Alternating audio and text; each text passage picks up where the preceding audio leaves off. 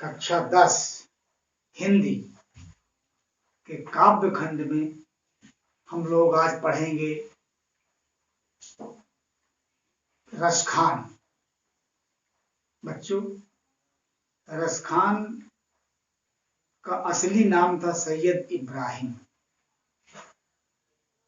ये मुसलमान थे और ऐसा बहुत कम ही देखने को मिला है कि कोई मुसलमान धर्म का, इस्लाम धर्म का व्यक्ति सगुण भक्ति अर्थात कृष्ण भक्ति शाखा का कवि हुआ हो।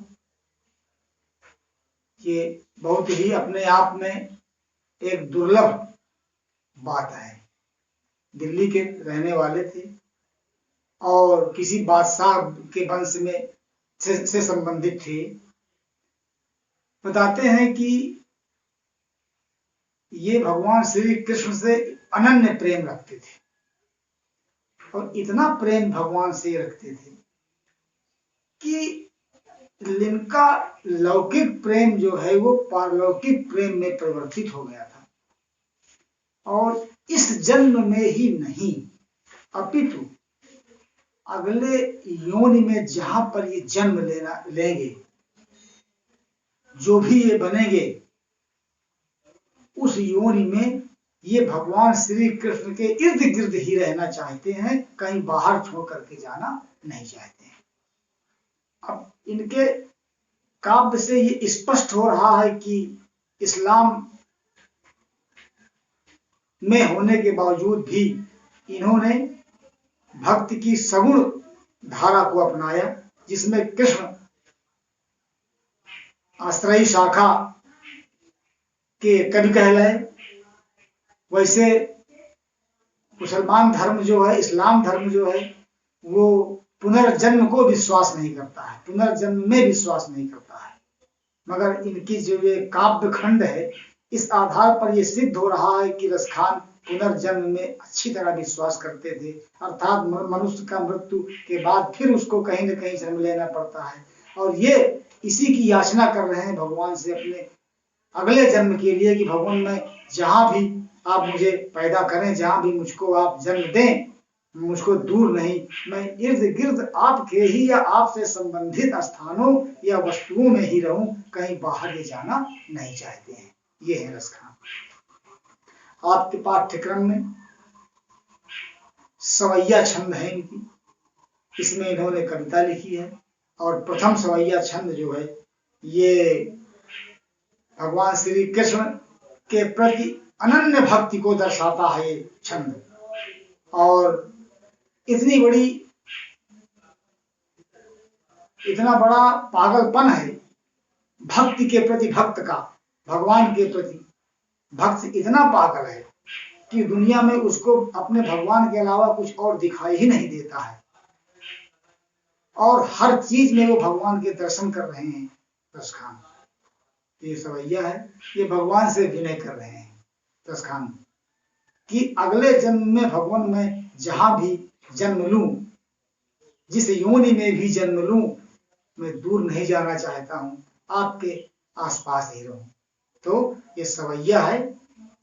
आइए देखिए। मानुष हूं तो वही रस खान, बसों ब्रज गोकुल गांव के ग्वारम। जो पशु हूं तो कहा बस मेरो, चरम नित्यानंद की धेनु मझारम।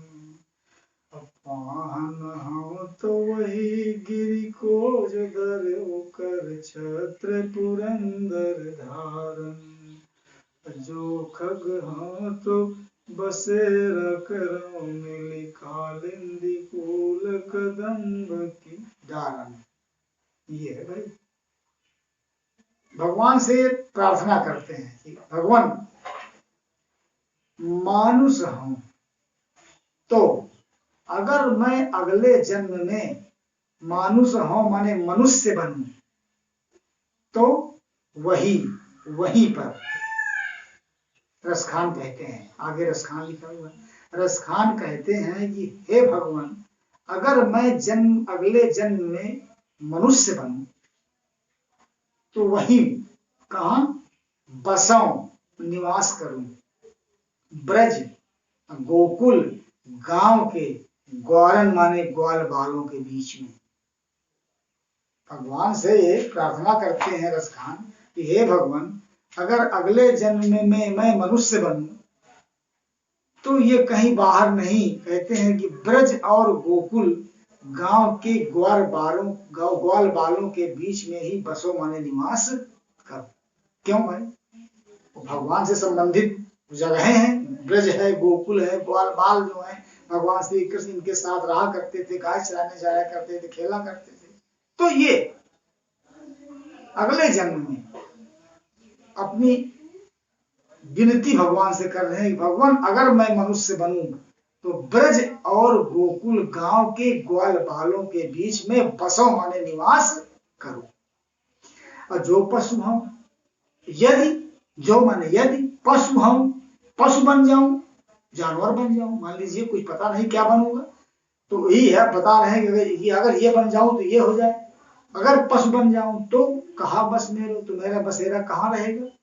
चरो नित नंद की धेनु मजारन, चरा करूं हमेशा, नित माने रोज, हमेशा, नंद बाबा की धेनु माने गायों के, मजारन माने बीच में। नंद बाबा, अगर मैं पशु बनूं तो नंद बाबा के गायों के बीच में हमेशा चरा करूं, अर्थात भगवान श्री कृष्ण से संबंधित वो नंद बाबा भी हैं और नंद बाबा की गाय भी है, गाय चराने जाया भी करते थे। तो अगर मैं अगले जन्म में पशु बनूं तो नंद बाबा की गायों के बीच में चरा करूं। और पाहन हो तो वही, अगर पाहन माने पत्थर, मान लीजिए पत्थर बन जाऊं, अगर पत्थर हो तो पत्थर बन जाऊं तो वह गिरी को, उसी गिरी का पत्थर बनूं, उसी पहाड़ का पत्थर बनूं। गिरी माने पहाड़, पहाड़ों में पत्थर होते हैं, तो कहते हैं अगर पत्थर में बनूं तो उसी पहाड़ का पत्थर बनूं जो धरेव कर छत्र पुरंदर धारण, जिसको धरेव माने धारण किया था भगवान ने, कर माने अपने हाथ में उंगली में, छत्र छाता की तरह, छत्र की तरह अपने उंगली में धारण किया था। पुरंदर, पुरंदर माने इंद्र, इंद्र के कोप से बचाने के लिए जिस पहाड़ को भगवान श्री कृष्ण ने अपनी उंगली पर धारण करके ब्रजवासियों की रक्षा किया था। धारण माने धारण किया था। इसकी एक अंतर कथा है बच्चों, छोटी सी है, पहले आप इसका अर्थ समझ लीजिए कि अगर मैं पत्थर बनूं तो उसी पहाड़ का पत्थर बनूं जिस पहाड़ को भगवान श्री कृष्ण ने इंद्र की कोप से बचाने के लिए अपने उंगली पर उस पहाड़ को धारण किया था, ब्रजवासियों की रक्षा किया था उन्होंने। उस पहाड़ का नाम है गोवर्धन, आज भी है। आप कभी मथुरा जाएंगे घूमने के लिए तो गोवर्धन भी देखने को आपको मिलेंगे। उसी पहाड़ को भगवान श्री कृष्ण ने अपनी एक उंगली पर उठा लिया था। थोड़ा ऐसा कथा बता दे रहा हूं, लिखना नहीं, सुन लीजिए। भगवान श्री कृष्ण की पूजा होती थी मथुरा और पूरे ब्रज में। इंद्र को गंवारा नहीं लगा, उन्होंने कहा कि ये लोग सब मेरी कोई पूजा यहाँ नहीं करता है, भगवान श्री कृष्ण की पूजा कर रहे हैं और मैं सबको अन्न देता हूँ, वर्षा करवाता हूँ, बादल जो है इनके सेवक होते हैं इंद्र के। तो ये इंद्र कुपित हो गए। कुपित होने के बाद इंद्र ने बादलों से कहा कि आज तुम लोग सब लोग घेर करके पूरे ब्रज को इतना पानी बरसो पूरा ब्रज मंडल डूब जाए, ये सब ब्रजवासी डूब जाए, नहीं तो इस तरह नहीं मानेंगे, मेरे मुझको अहमियत नहीं देते हैं। बादल, इंद्र के आदेशानुसार बादलों ने पूरे ब्रज को घेर करके इतना पानी बरसना शुरू कर दिया कि पूरा ब्रज जो है, रात दिन पानी बंद ही नहीं हो रहा था, पूरा ब्रज डूबने लगा और सब लोग त्राहिमाम त्राहिमाम भगवान श्री कृष्ण के पास भाग कर गए। भगवान ने कहा कि रुक जाओ, मैं आप लोगों की सहायता कर रहा हूँ।